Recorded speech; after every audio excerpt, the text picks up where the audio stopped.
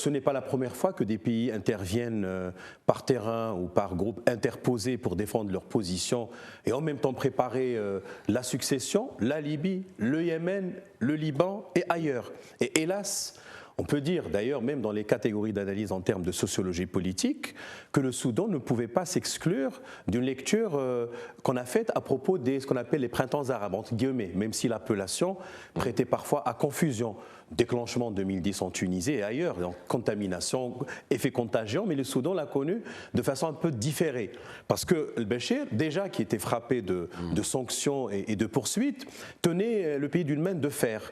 Il était considéré comme étant un islamiste, qu'il était pro, je ne sais pas, à tort ou à raison, groupe considéré comme des intégristes, etc. Avec tout le monde en fonction Nous de ne ses sommes intérêts. pas sortis précisément de cette configuration. J'aimerais rebondir sur ce qu'avait dit mon ami Ali El-Harechi.